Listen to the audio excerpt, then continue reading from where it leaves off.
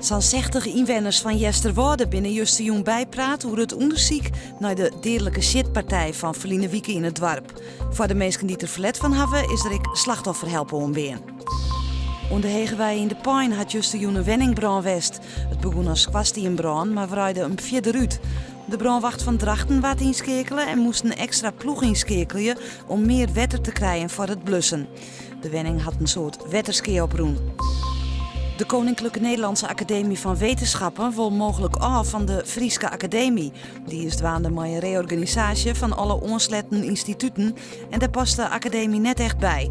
Verder voldocht de Frieske Academie net onder de hege eersken van de Nederlandse Academie. Er is morgen geen toertocht bij Jennewoud.